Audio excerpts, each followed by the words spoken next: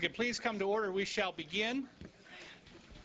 I want to welcome everyone to the American Enterprise Institute this afternoon, and especially those on TV joining us by the indispensable medium of C-SPAN. In his first speech in the well of the House after becoming Speaker in 1995, Newt Gingrich invited his colleagues and fellow citizens to think anew about the challenge of transforming the welfare state into the opportunity society. About having, and I quote him now from that speech, an honest dialogue about priorities, about resources, about what works and what does not work, close quote. And although Congress, following the Speaker's lead, did the next year fulfill President Clinton's campaign promise to end welfare as we know it, the goal of rethinking social policy more broadly proved stillborn. Last week, Barack Obama, in a speech that in many respects bears comparison to Lincoln's overlooked temperance address of 1842, issued his own call for thinking anew about some of the hardest social questions of our time. Like Lincoln's subtle teaching then, Obama's speech invites the possibility of turning away from exploiting misery rather than relieving it. Needless to say, whether this is the beginning of a long train of thought and action on the highest level by Senator Obama is a question currently before the nation's voters.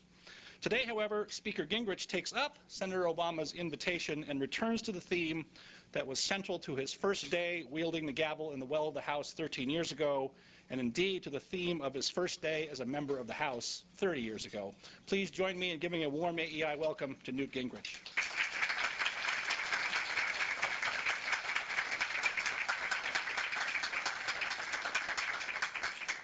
Thank you very much, Steve. I thank all of you for being here today. I really do believe that we have a unique opportunity to think anew about the challenge of poverty, racism, and those Americans who have been left out of the pursuit of happiness as most of us know it. And I do think that the Lincoln quote actually that I would have used is not the temperance speech, but from Lincoln's second annual message to Congress on December 1st, 1862, when he said, "The dogmas of the quiet past are inadequate to the stormy present. The occasion is piled high with difficulty, and we must rise with the occasion. As our case is new, so we must think anew and act anew. We must disenthrall ourselves, and then we shall save our country." I think that it is the opportunity which Senator Obama gave all of us in his speech in Philadelphia to re-engage in a dialogue about poverty, race, and the future of those Americans who are currently unable to pursue happiness. That is something we should not casually set aside. Senator Obama said, and I quote, "By investing in our schools and our communities at this moment in this election, we can come together and say, not this time. This time we want to talk about the crumbling schools that are stealing the future of black children and white children and Asian children and Hispanic children and Native American children. This time we want to reject the cynicism that tells us that these kids can't learn, that those kids who don't look like us are somebody else's problem. The children of America are not those kids, they are our kids, and we will not let them fall behind in a 21st century economy, not this time."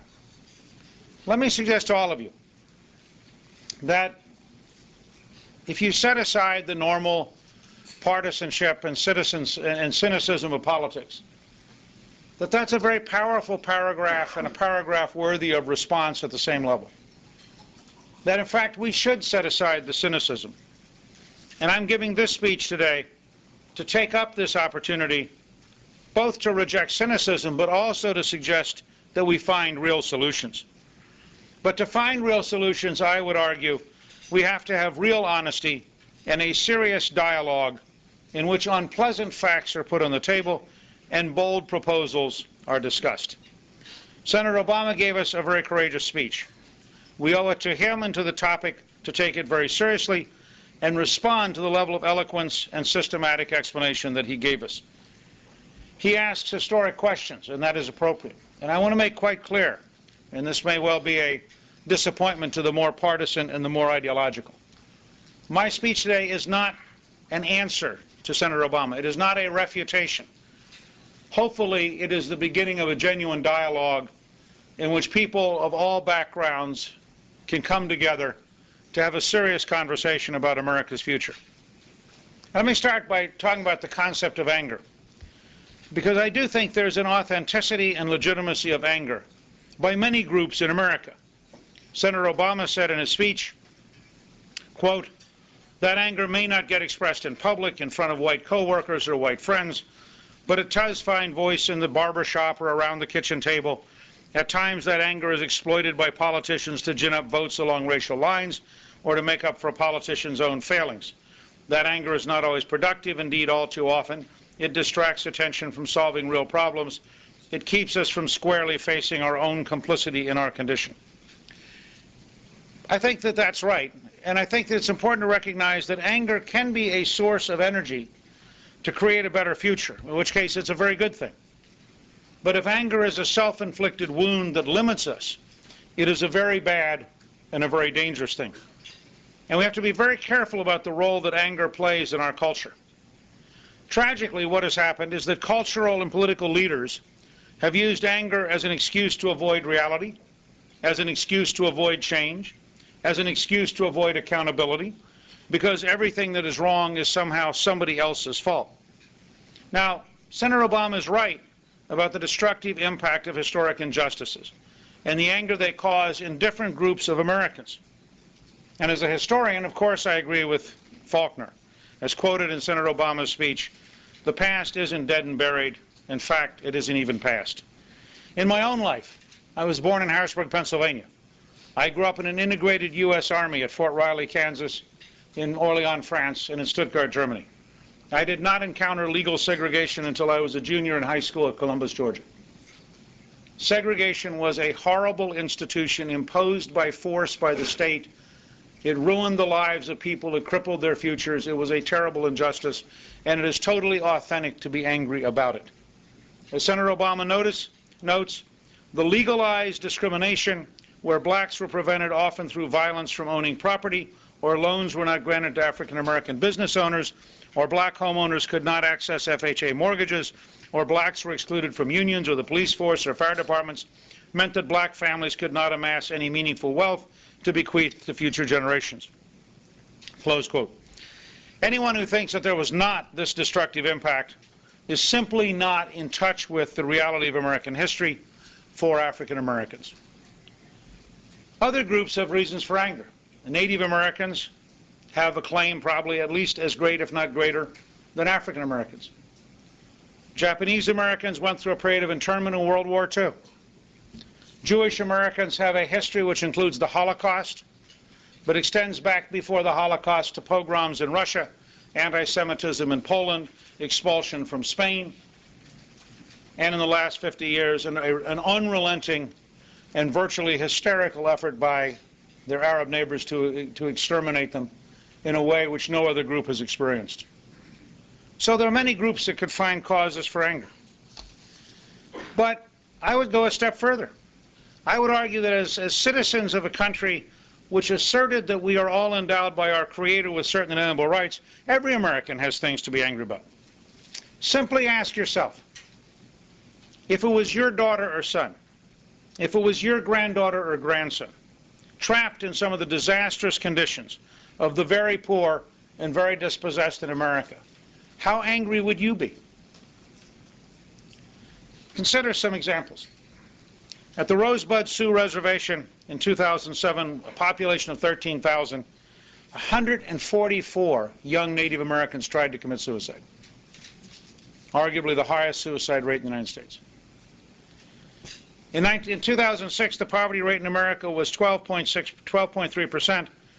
For non-Hispanic whites, it was 8.2%, but for blacks, it was 24.3%.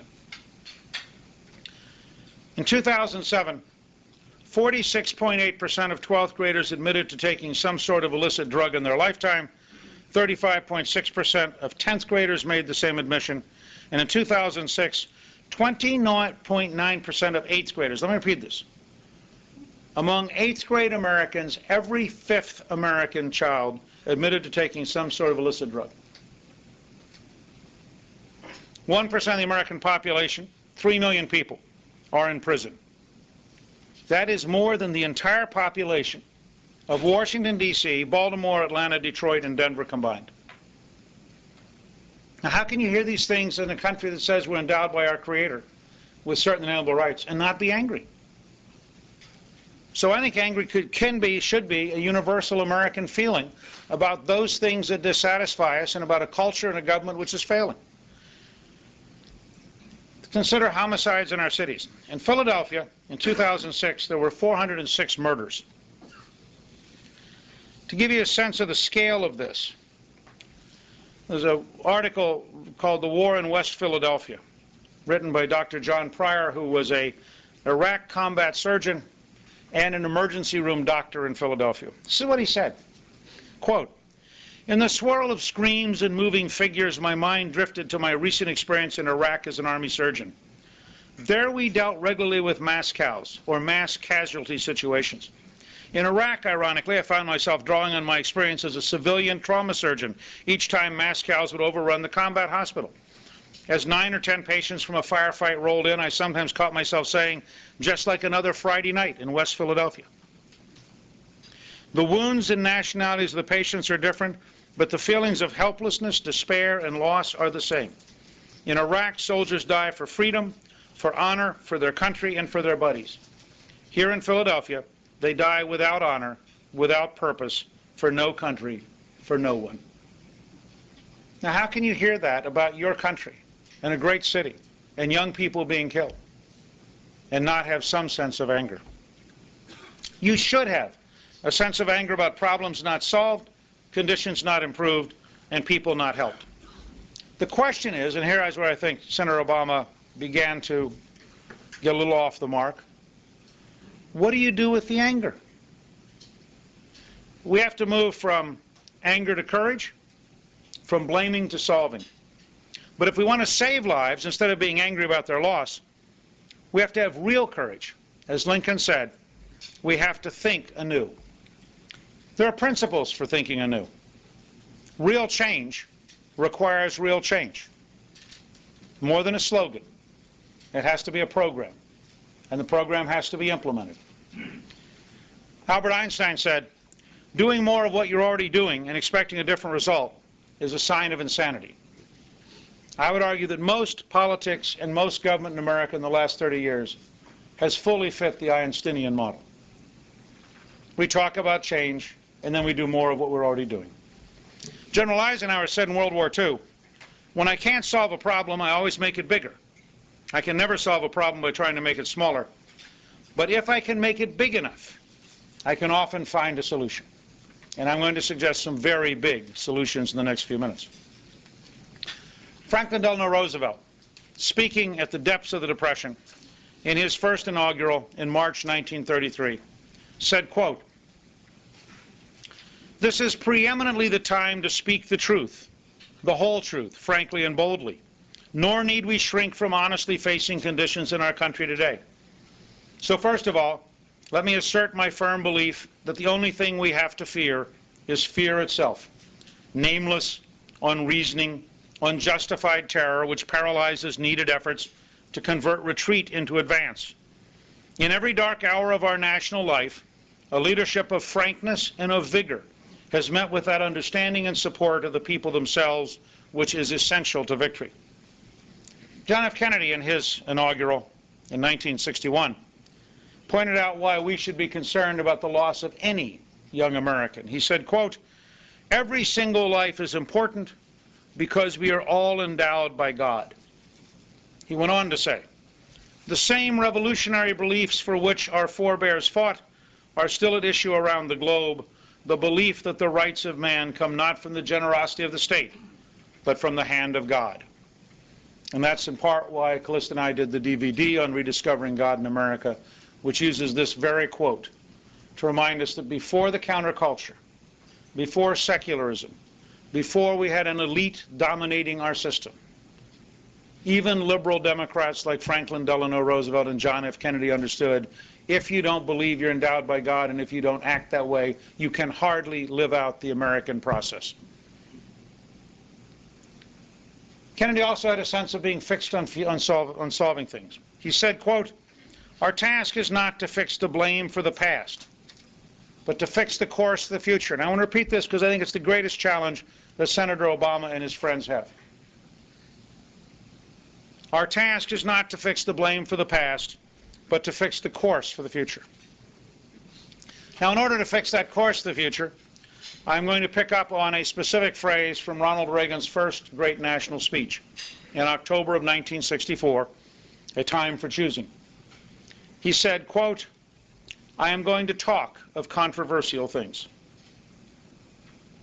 Because while Senator Obama has done important service to country in raising the right issues, and I hope legitimizing a genuine dialogue, he now has to join the dialogue about new solutions. I'm going to describe new solutions based on principles that have been politically incorrect in terms of the culture of the left. But I want you to look at the real world. Look in your heart. Look at your own values. Isn't it time we started a totally new conversation about meeting the challenge that every American should actually live out their creator-endowed right to pursue happiness?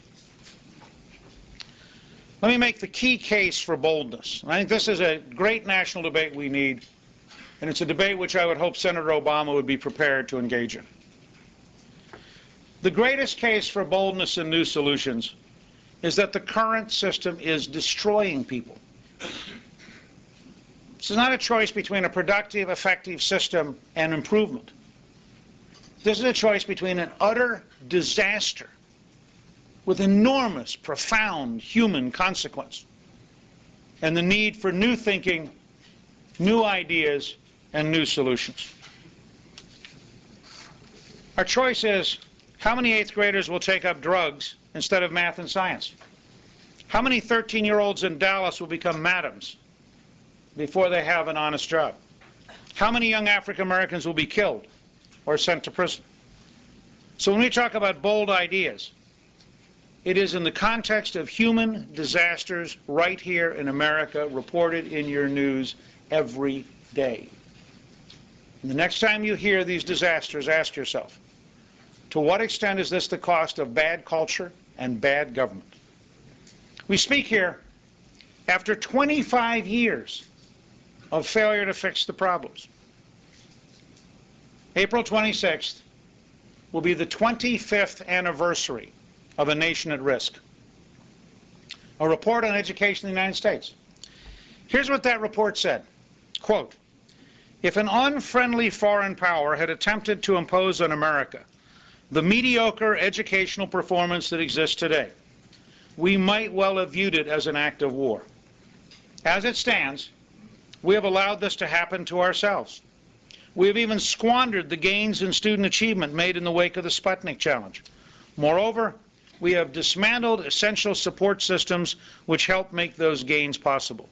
We have, in effect, been committing an act of unthinking, unilateral educational disarmament." And I would argue with every conservative, education in the United States is a national security issue, and the Secretary of Defense should give an education speech every year reminding us that we are not going to be the leading power in the world if we don't have fundamental, deep rethinking of our education programs. A few years later, I was honored to help create the Hart-Rudman Commission on National Security for the 21st Century when I was Speaker, and when I stepped down, I served on it. The bipartisan commission reported in March of 2001. It said the greatest threat to the United States was a weapon of mass destruction going off in an American city, probably from a terrorist. Did not get much attention in March, but by September 2001, people thought we were fairly prescient. But it said that the second greatest threat to the United States is, quote, "inadequacies of our systems of research and education, which pose a greater threat to U.S. national security over the next quarter century than any potential conventional war that we might imagine." Let me repeat this, because I think to have a national security group come back and tell you, you are in greater danger from the collapse of education than you are from any possible conventional war, should have been a very startling thing. and should have led to very fundamental questions about how badly the system is failing and what the replacement has to look like. Now, let me say, the rest of what I'm going to say today, if you think the current system is working, what I'm going to say is far too bold and far too willing to change what's happening. But is anybody really prepared to defend the current system? And I think it'll be very hard to go around this country and find anyone willing to stand up and suggest that the current system is working, particularly for the poorest and weakest of Americans. The tragic truth is that the current system is not working because of two topics we don't like to talk about: bad culture and bad government. And bad culture and bad government intersect to reinforce each other, to create human and financial cost beyond anything we could have imagined a quarter century ago. The tragic truth is that at the end of segregation, the great moment of opportunity for African Americans, we had a failure of government and a failure of culture. The rise of big bureaucracy in the Great Society starting in 1965, combined with the rise of a counterculture which despised middle-class values and taught the poor patterns and habits of destruction. And those two patterns of bad bureaucracy reinforcing bad culture have led to a disaster. Charles Murray captured part of this in an extraordinary book in the mid-1980s called Losing Ground, which was the seminal work in being able to pass welfare reform, in which he demonstrated that the patterns we were building were actively destructive of the poor. Marvin Olasky extended that critique in a brilliant book written in 1994 called The Tragedy of American Compassion. Olasky outlined the values and principles of the great 19th century social reformers who all believed that helping people out of poverty required tough love and work requirements.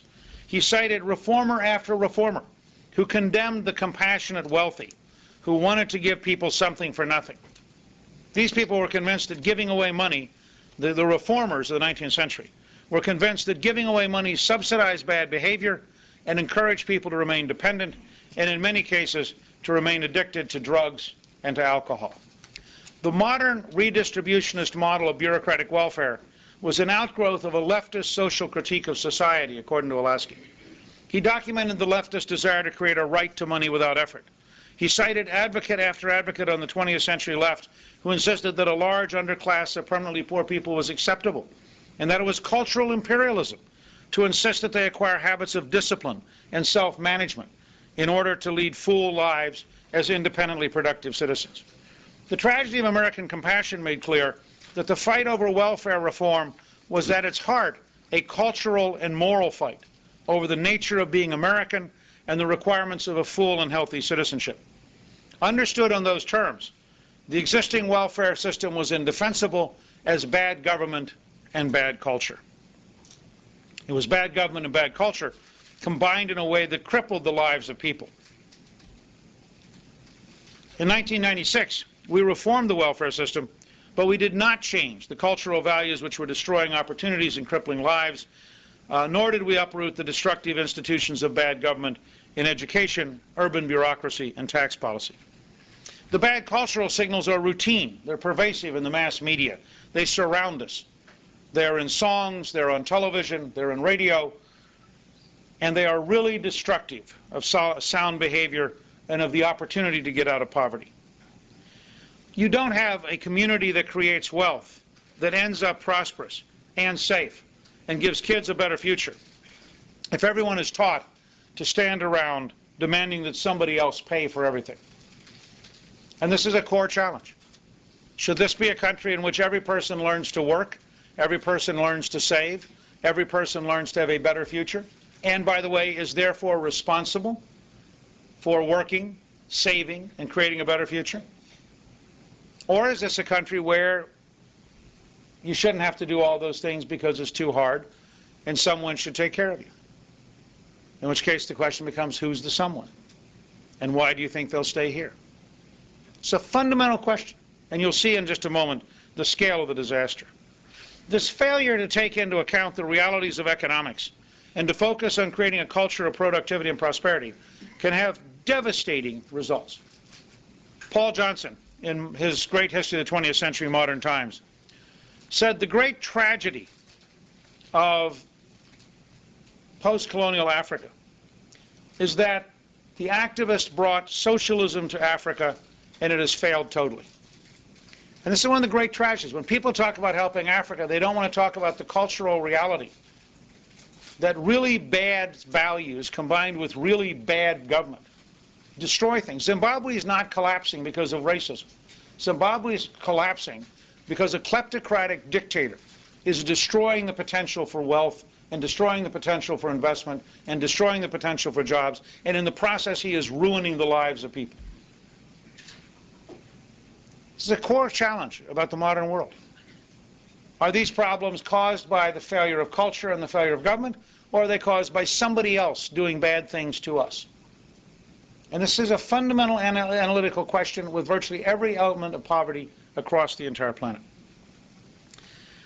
There are two things profoundly wrong with the left's approach to culture and prosperity, which is to raise taxes, increase government, and essentially allow people to avoid effort by insisting that they be taken care of.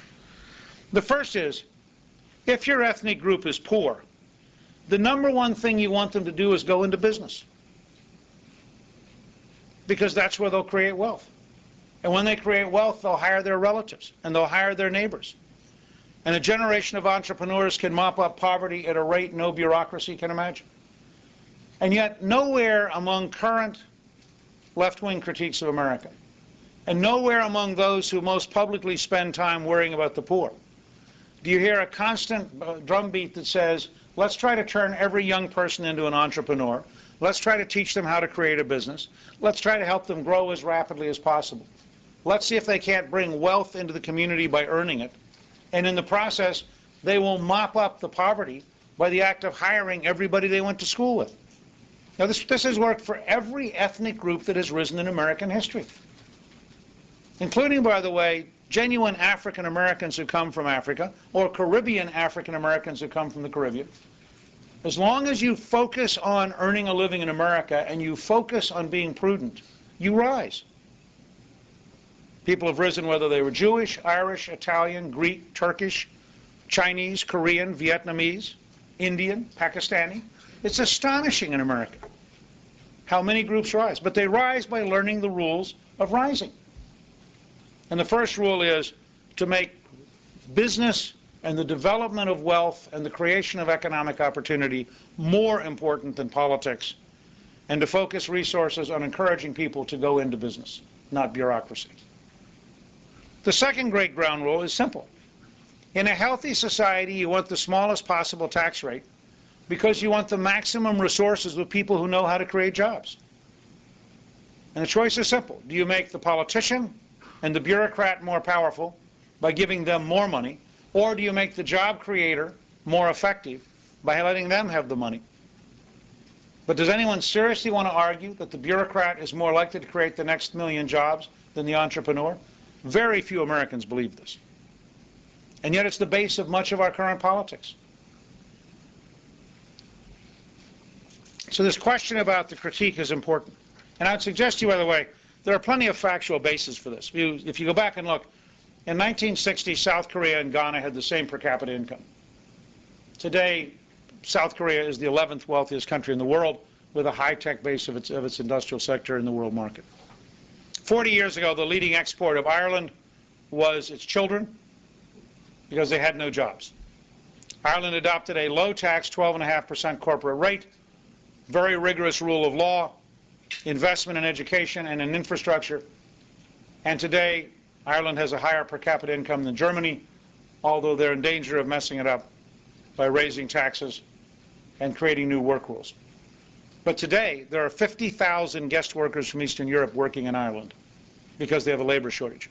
Something that was literally inconceivable. Yet, excuse me, who on the left is prepared to study South Korea and Ireland? Who's prepared to study success? It's as though, if politics were sports, the primary pattern of the left would be to study the losing team and ask whether they had psychological anguish at coming in last for the 13th straight year. And you would only want coaches who were compassionate in defeat, because you'd expect them to be defeated every game, and therefore you'd want to make sure that they felt with their players during the long ride home. You'll notice that in sports we don't have this model. Or at least no one will go to the games that are played by teams that have that model. But that's the heart of the American political structure today. Now, because the left cannot deal with the cost of bad culture and the cost of bad government, they are constantly trying to find a scapegoat for the failures of their own institutions and the failures of their own bureaucracies. Consider two quotes from Senator Obama's recent speech in Philadelphia. Senator Obama asserted, quote, "Segregated schools were and are inferior schools. We still haven't fixed them. 50 years after Brown versus Board of Education and the inferior education they provided then and now helps explain the pervasive achievement gap between today's white and black students." I want to repeat the closing part of this. Helps explain the pervasive achievement gap. That is simply factually false. The Detroit schools are the third or fourth most expensive schools in America. They're a disaster. The District of Columbia schools are not bad because of racism. The District of Columbia schools are bad because it has an incompetent bureaucracy, a failed model of education, a unionized, tenured system. It is utterly resistant to improvement. That has nothing to do with racism. And if Senator Obama is serious about helping children in urban America, he will have to question whether or not, in fact, he's prepared to automatically reinforce the lockstep power of the National Education Association, which is the largest single provider of delegates to the Democratic National Convention. Now, if we're going to have an honest conversation about poverty in America, let's have an honest conversation about poverty in America. The number one problem with expensive, large urban schools is they are failed bureaucracies protected by political unions who refuse to change. Further, Senator Obama asserted, the history of legalized discrimination, quote, helps explain the wealth and income gap between black and white and the concentrated pockets of poverty that persist in so many of today's urban and rural communities. Well, you can make an argument for that, and I think there are communities in which first slavery, then segregation, then consistent discrimination played a role. But it's not true for the majority of poor communities. The majority of poor communities are poor because of a combination of bad culture and bad government. And in fact, the people in those communities who leave become fairly wealthy as soon as they go to a place that has money, because they learn very rapidly to show up at work on time, to actually keep part of their paycheck every week, to do all the things successful people do. And this is not an easy problem. It was not an easy problem in Welsh villages. It is not an easy problem in rural France. It is not an easy problem anywhere on the planet. When you have cultures that are pre-industrial and you have people who don't have the habit of work, they don't have the habit of saving, they don't have any willingness to pursue opportunity, it is very hard to change them. But that's not a problem of legalized discrimination. The poorest of the Native American reservations are not a function of legal discrimination. They're a function of a legal system which is anti-private property, anti-individual achievement, anti-any opportunity coming in. And they create a disaster, a human disaster, which no one is allowed to talk about because it would be so politically incorrect. So let's take Senator Obama seriously about discussing this. His analysis is simply factually false. The collapse of Detroit from 1950 to 2008, which I think should be the centerpiece of the fall campaign, because it is the case study in bad culture and bad government. Detroit in 1950 had 1,800,000 people. Last year it dropped below 900,000. Less than half the housing stock is needed. It is the first American city in history to drop below 1 million. The numbers are actually worse than that. In the last 3 years, Detroit had 3 times the out-migration rate of any other city in the United States. 27,000 additional people fled Detroit. It dropped from being the #1 per capita income city in the United States to ranking number 62nd. Now, you could say, well, it's all the auto industry's fault. Simply not true. First of all, there are large parts of America that have very successful auto industries. They tend to be in right-to-work states with low tax rates and without the United Auto Workers. But they're quite successful. We've had a very large increase in factories that produce cars. Second, even in Michigan, despite a very destructive governor and very destructive state legislature, Grand Rapids is in the middle of a building boom. Now, why is Grand Rapids on the western side of Michigan growing dramatically, while Detroit on the eastern side of Michigan is continuing to collapse? The results are even worse. The best estimate of the Gates Foundation was that a freshman entering the Detroit school system had 1 chance in 4 of graduating on time. 3 out of 4 children in Detroit are being cheated by one of the most expensive school bureaucracies in America. But that's because we measure the wrong metric. The primary metric of the Detroit school bureaucracy has nothing to do with the children. It has to do with whether or not the paychecks are issued every month. And it has been a stunningly effective bureaucracy at issuing paychecks. It just doesn't do anything for the paychecks. And yet no one wants to talk about this. So start with the idea that if we're going to have an honest conversation, we ought to start with Detroit, because if we can't have an honest conversation about how big a disaster Detroit is, we sure can't have an honest conversation about poverty in America, and we sure can't have a conversation about what needs to change. It's that simple and that direct. And I think virtually no one on the left is prepared today to talk candidly about Detroit, because it is their institutions and their culture which has caused the collapse of one of America's great cities. And you may think I'm exaggerating, considering the following. An entrepreneur offered $200 million to develop charter schools in Detroit and was rejected on the grounds that he was obviously a white racist attempting to overturn the black power structure. Quote, "I am disappointed and saddened by the anger and hostility that has greeted our proposal," exclaimed Thompson to the Associated Press. Quote, "Because of these contentious conditions, we are not going to move forward with our planned charter high schools.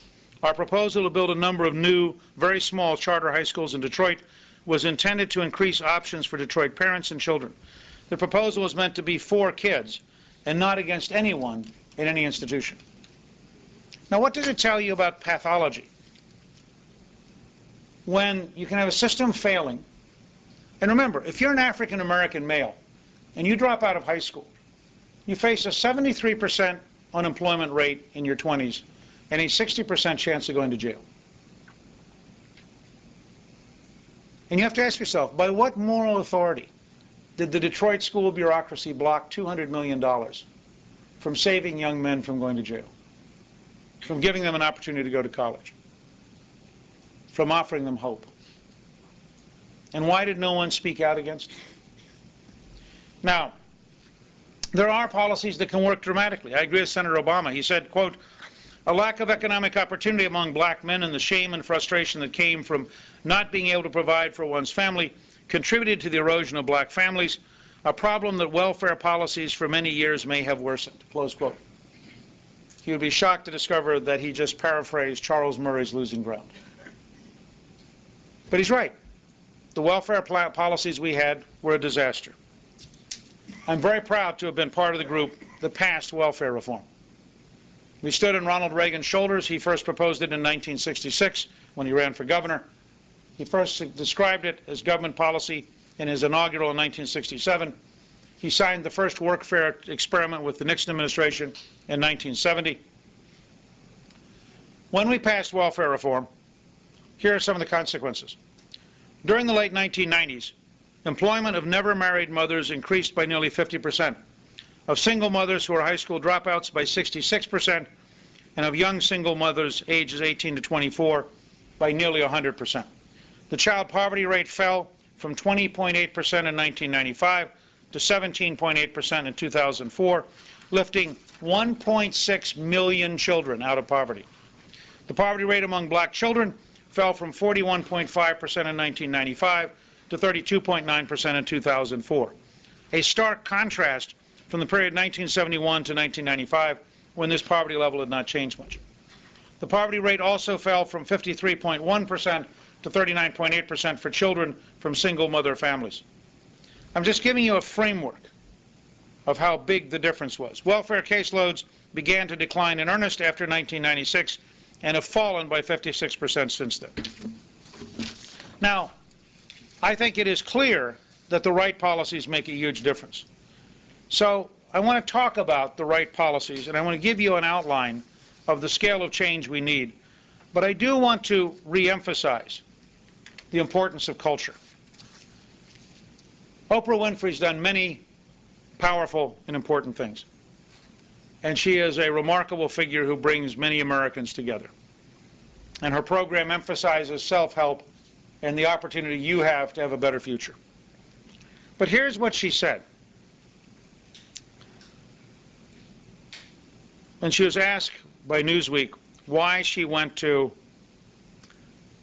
South Africa to create a school for girls.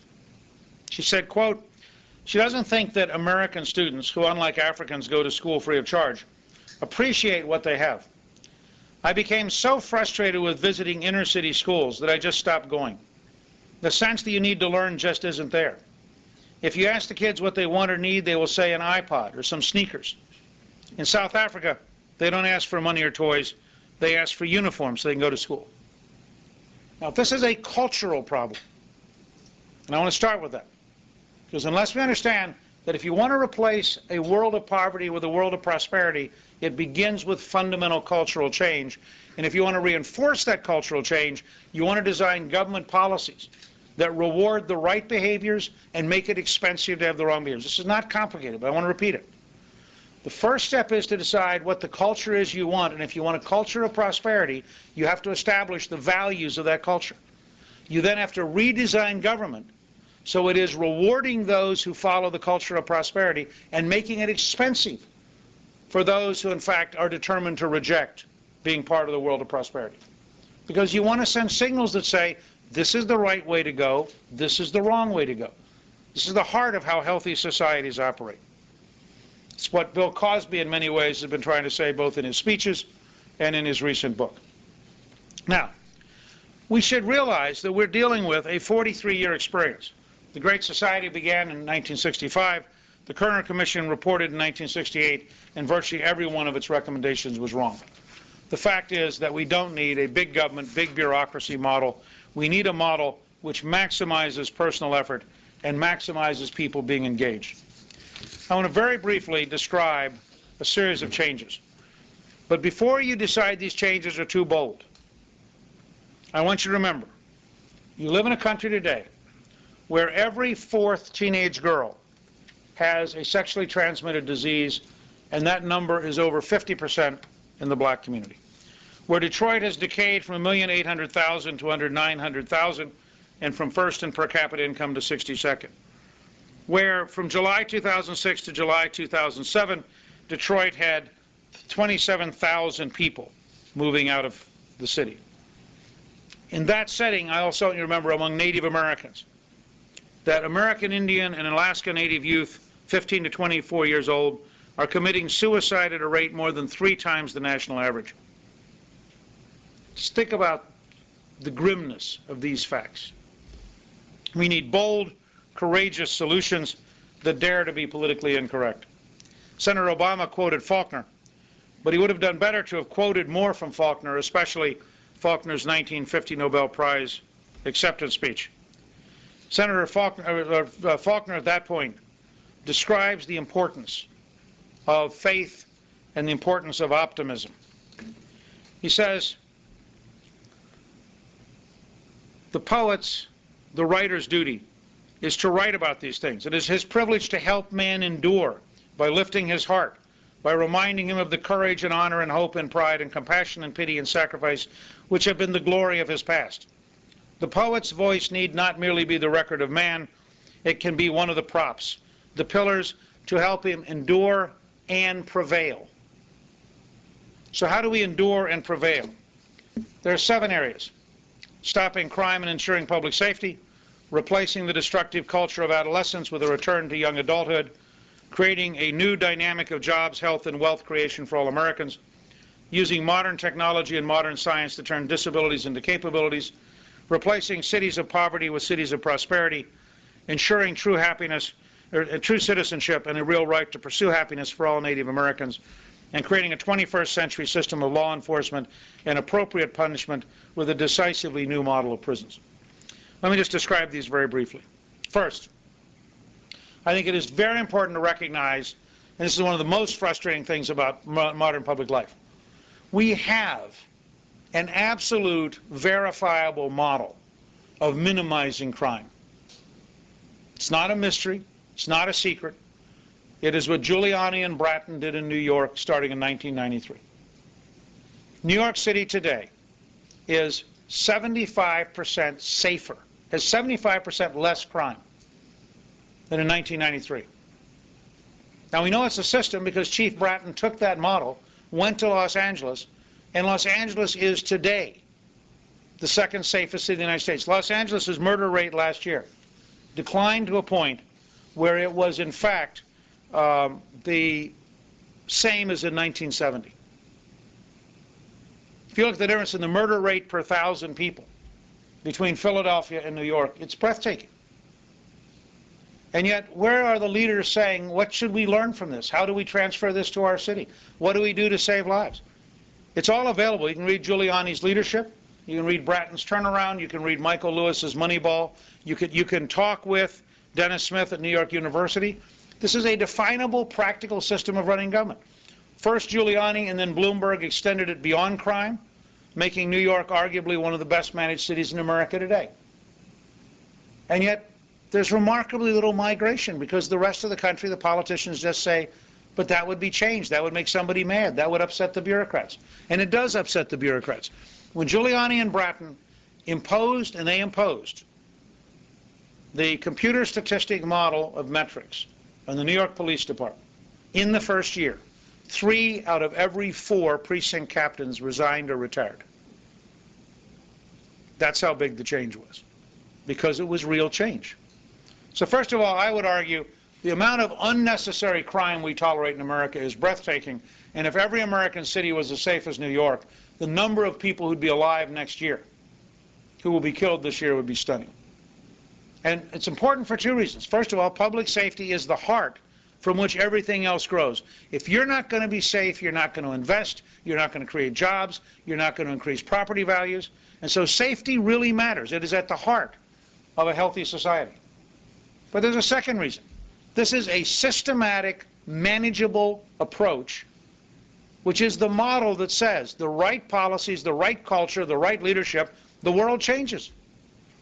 The wrong policies, the wrong signals, the wrong leadership, the world changes in the wrong direction.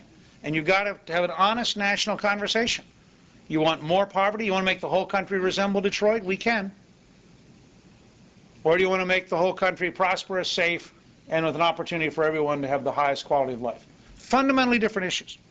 Second, and this may be the boldest thing I'm going to say today, but it grows out of several experiences. At the Center for Health Transformation, we have been working on teenage diabetes and obesity. And as we tried to understand how to get young people to change their behavior, it became clear how much of the current wave of diabetes and obesity is essentially a cultural behavior. I then went back to West Georgia University, where I used to teach, and I taught a freshman class. And I asked the students, there were 60 of them, how many of them knew somebody in high school who cheated? Every hand went up. This has been my experience for 25 years. With the exception of one class in which a girl said that she actually went to a Catholic girls' school run by nuns and there were only 9 people in the class. And she was not aware of any of them cheating because they were terrified. But with that exception, every time I've asked them, try it out yourself. Don't ask, do they cheat? Ask, do you know somebody who cheated? I then asked them an equally revealing second question. I said, how many of you would be prepared, when you think about your high school years, if we had given you a reward, how many of you could have gotten through in 3 years instead of 4? All the hands went up. Every hand. I said, okay, how many of you could have gotten through in 2 years?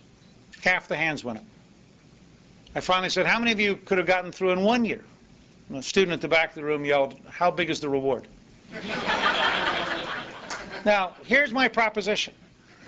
When you look at the evidence on sexually transmitted disease, you look at the evidence on drugs, you look at the amount of illegal economic activity, you look at the dropout rates, you look at the disaster of the current schools in big cities.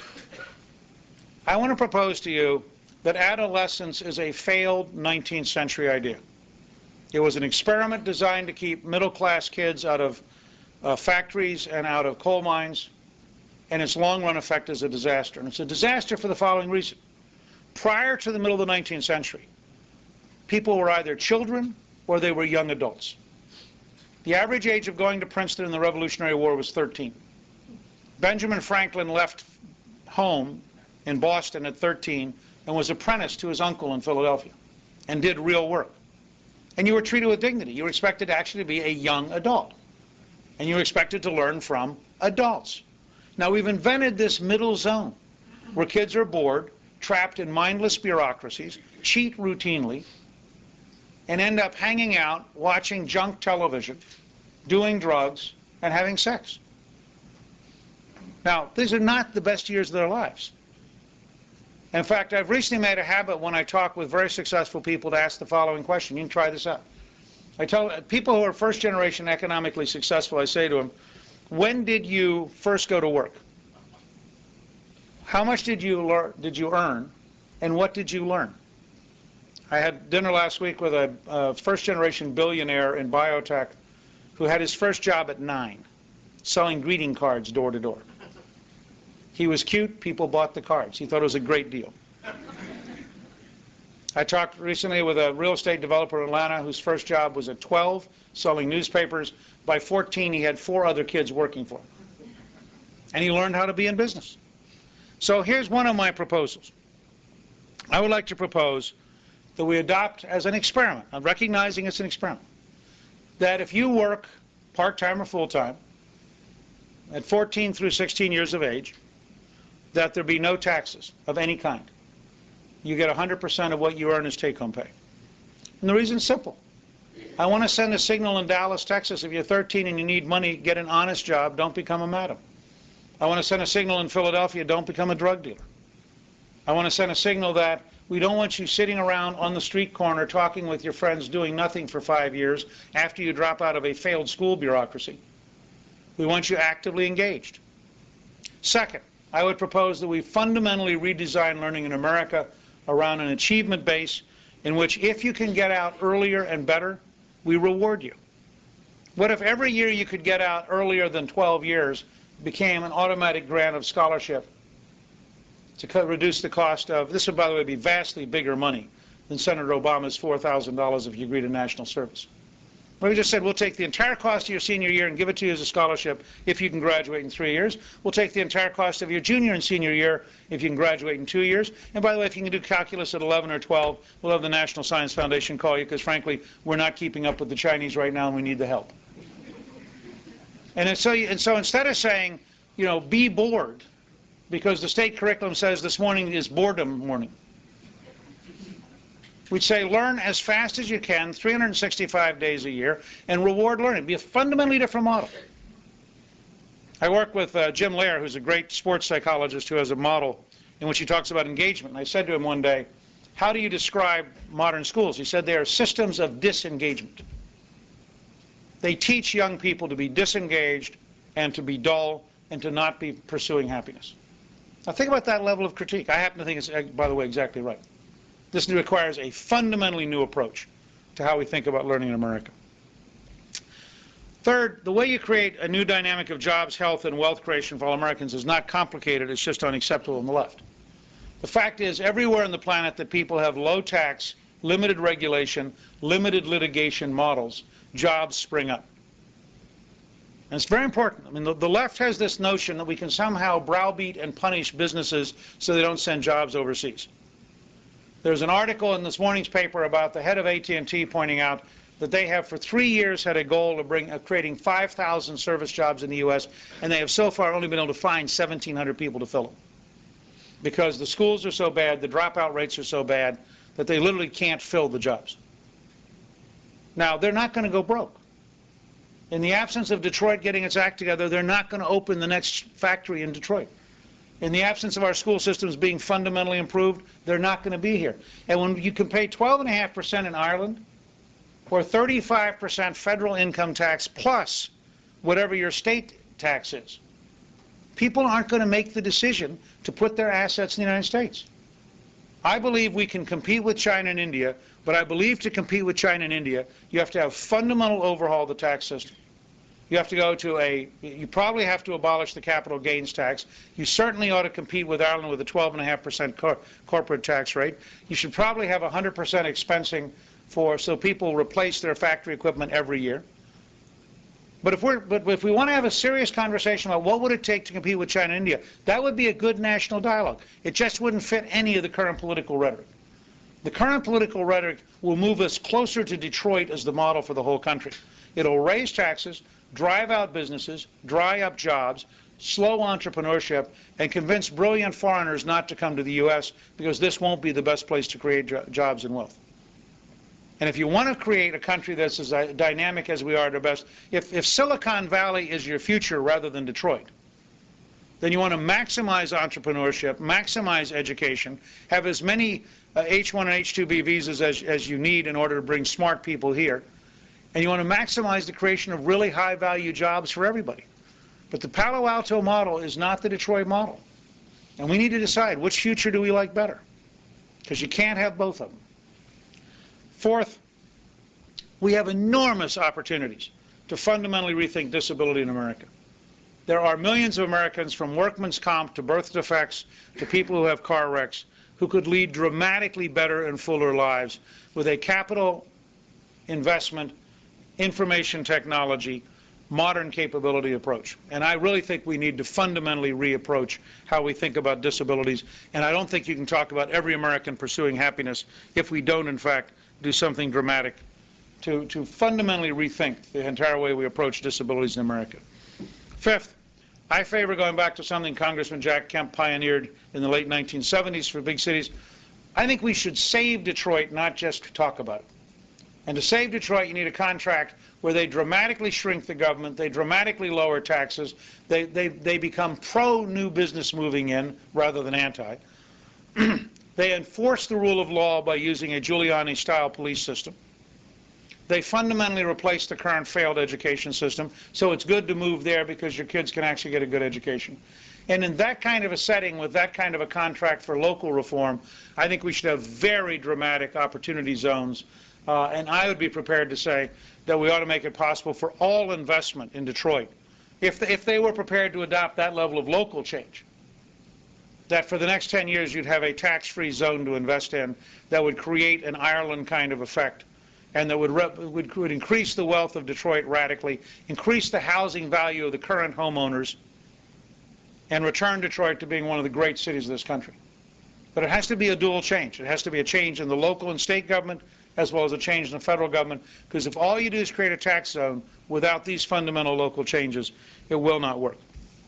Sixth, and a topic that I will speak on later on this year that requires full treatment in its own right, I just want to say you cannot talk about ending poverty in America, and you cannot talk about helping the least advantaged Americans and not fundamentally question the current social contract with Native Americans. We have allowed a politically controlled model of cultural isolationism in systems that have no private property and in which people have no rights to acquire personal wealth and no ability to rise, and it has produced a disaster. And no one wants to talk about it because the minute you do, you're called a racist and you're accused of intervening, and therefore the children die. And when you look at the difference in fetal alcohol syndrome between Native American reservations and the rest of the country, you are 100 times more likely to have a baby damaged by fetal alcohol syndrome if you're a Native American than if you're an Asian American. 100 times, 10,000%. Well, that's just a tragedy. And yet that's not a medical problem. That's a cultural problem. It's a function of a society with no hope, no future, no opportunity, no wealth creation. And therefore alcoholism is a reasonable behavior. because there is no future. And that topic, this entire topic of the rights of Native Americans, deserves a much deeper and much more profound approach and an entire way of dialogue about it. Finally, and similarly a topic that requires a dramatic approach another day, we have to fundamentally rethink prisons in America. It is totally unacceptable to put 3 million people in prison, and it's totally unacceptable to have the current prisons. You should not be physically in danger when you're a ward of the state. I mean, we give up the prisons to the prisoners. We adopt models of enforcement that make no sense at all. We have people theoretically totally in our control. They aren't learning. They aren't being productive. They aren't acquiring the right habits. They are dealing in drugs. There is violence. There's something fundamentally wrong about that. And if we truly want to help people, we have to have both a model that says we want you to go to college, not to prison, but we also have to have a model that says if you did break the law, we want to maximize your chance to learn so you never break the law again. And we have clear evidence that that can be done. If you look at the work that has been done on prisons, particularly on faith-based prisons by Chuck Colson and others, it is astonishing the difference in the rate of people who are saved who end up never going back to jail again. But it's politically incorrect. And yet even the American Psychological Association now says that belief in a spiritual being seems to have a direct effect on your ability to have a better life and your ability to withdraw from drugs. Now, if you can get that quote out of the American Psychological Association, almost anything is possible in the next decade. I've given you a large and sweeping overview. This is not, I hope this is the beginning of a genuine dialogue. I think it would be tremendous if Senator Obama would be willing to actually talk about solutions, and if he'd be actually be willing to take on challenges like Detroit. And I think that we should engage him in a positive way, not to score points, not to try to prove he's wrong, but to say, all right, let's agree in principle. Every American is endowed by their Creator with the right to pursue happiness. It is in the interest of every American to reach out to make sure that that right is truly made real. And therefore, what do the policies have to be? I've begun the process today of outlining some of those. In the next few weeks, I'll be outlining a series more of them. But I would hope that Senator Obama would agree to a dialogue on the positive solutions, not merely the analysis, and that he'd be willing to think about in positive ways. How would you truly help Native American reservations? How would you truly rethink the process by which Detroit has become a disaster? And how would you learn the lessons of economic growth around the planet and apply them to try to create once again in America the fastest growing, most dynamic, and most entrepreneurial society in the world? I think this is a topic well worth spending the rest of this year on. I hope it's one that can lead the presidential campaign to be one of genuine ideas, genuine solutions, and a belief that together we can create real change, and that that real change can lead to a dramatically better American future. Thank you very much for allowing me to share these ideas.